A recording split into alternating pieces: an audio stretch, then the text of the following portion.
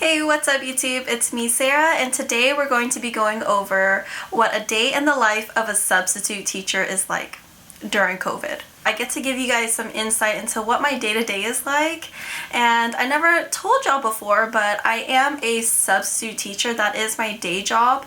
I got lucky enough to get hired at a school 10 minutes away from my house. It's just down the street, like literally. So I did try to film like from right when I wake up to the end of my day, but it just didn't work out like that. It's just way too difficult for me, and I can't bring my camera to school, and there are certain things that I'm able to film and some things that I'm not able to film just because of security reasons. So it's been pretty challenging, but I promise you guys I did try.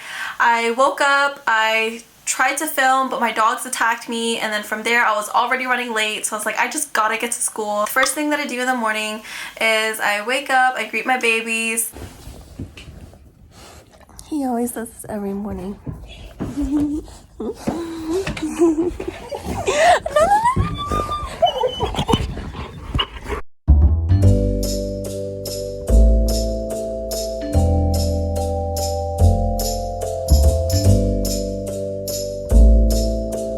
Freshen up in the bathroom.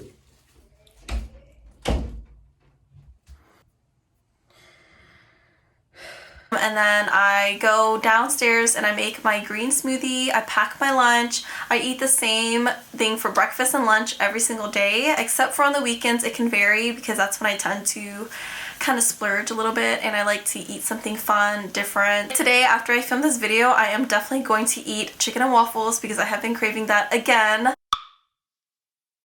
But during the week, Monday through Friday, I like to keep a pretty structured diet. So in the morning, I like to make a green smoothie. So before, when I was a sub, I used to really struggle with fatigue after work. And I really didn't know why I would like knock out around 7 o'clock at night or 8 o'clock. I would just be so freaking exhausted until I started changing up my diet. So I really started trying to incorporate veggies, just like the essential things that'll really give you great energy and nutrients. Basically in the morning, I don't have a lot of appetite for an actual breakfast, so I opt for a smoothie.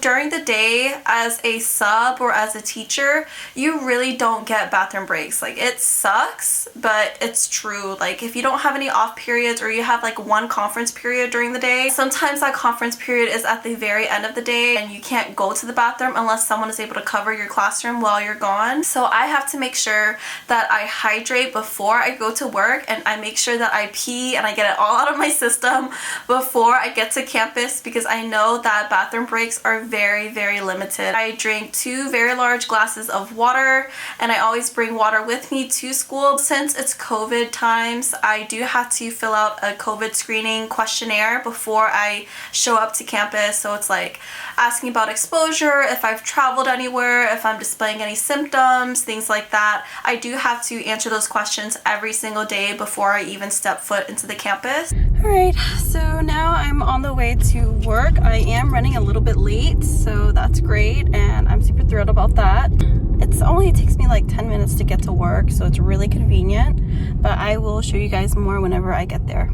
So once I get to campus, I go in through the front office and I just sign in. Every day that you work as a sub, you do get assigned a job number, which means that For you to get paid for that day, you have to have a job number assigned to you. So you can, if you're subbing for a certain teacher, then you have that teacher's name and they email you a job number. If you don't get assigned a job number, I would definitely recommend speaking to anybody that is in charge of the substitutes on that campus and make sure that you do get assigned a job number or else you won't get paid. Every sub is given a sub folder, which is this green folder, like the daily schedule, the bell schedule. It has a list of all the staff names, all the extension numbers if you have to call a certain teacher. It has the room numbers for those teachers. It also has a map of the campus, so if you ever need to hop between teachers and you're not too sure where their class is, then you can take a look at the map of the campus and just find your way from there. After that, I go to the attendance office and I pick up my rosters for that day. So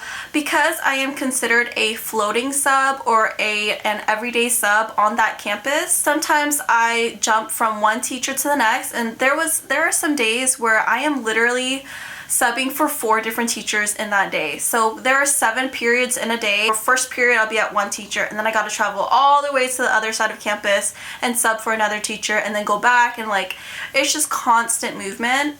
Some days are a little slower. So basically, after I pick up my rosters, then I head to the classroom. You really just follow your schedule for that day. If you're only subbing for one teacher, you follow that teacher's schedule. There's a lesson plan for you on the desk. There have been instances the teacher didn't leave me anything, but that's very, very rare. Usually something happened to where they had to go in a hurry. They weren't able to kind of get everything ready for you. When that does happen, then I just go ahead and poke my head in the teacher's room next door. I tell them, yeah, I'm subbing for this teacher here and there aren't any lesson plans on the desk, so I was just wondering what the students should be working on today. So what I like to do and what's enforced during the day is every student before they enter the classroom has to grab an alcohol wipe, sanitize their entire desk, everything wherever they're sitting. There are dividers in the classroom as well, so students aren't directly in front of each other. Always make sure that they grab a wipe, but you do get some students who walk past you, because I always hold the wipes for them whenever they enter,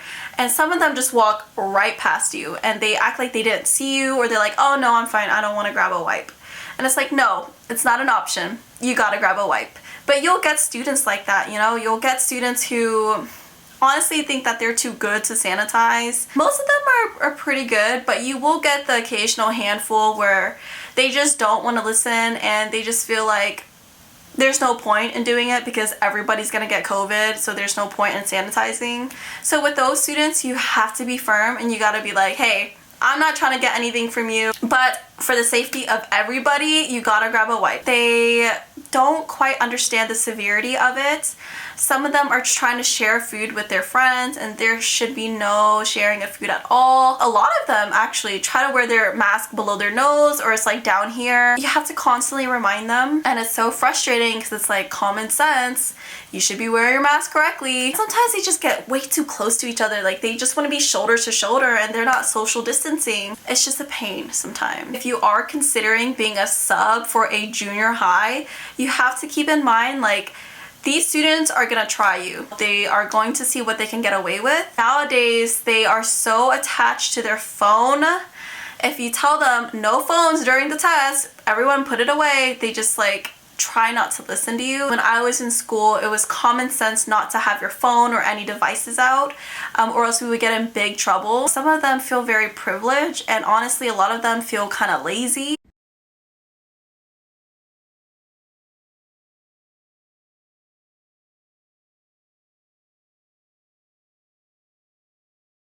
They don't want to listen to you, they don't want to do the work, they just don't see the point in any of it, and they question a lot of things nowadays. And there's no problem with questioning stuff, but it can be infuriating, especially as a sub, when you want everyone to do their work and you just have those few that just refuse to listen and they're talkative. You gotta take a step back, put it into perspective. These are just kids at the end of the day. I have like over 10 years on them. It's such an easy job, I feel, and the staff around me is so supportive, they're so so friendly. I get off around like maybe 3:40. Some days it's earlier. Back then I used to get off at like 2 o'clock or 3 o'clock, and it was the best. Whenever I get home, I still have energy to do everything else that I need to do, which is why I love this job. I love being able to go and work with kids, but I also have time and freedom to work on my passions whenever I get home. I'm so happy that I'm able to still work on that after a whole day of work. I hope that this video was enjoyable for y'all. I hope it gave y'all some insight into what it's like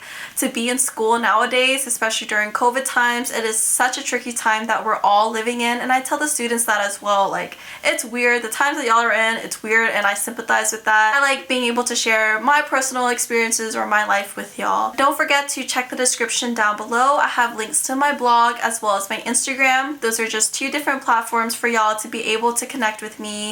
And stay tuned, I post every single Monday.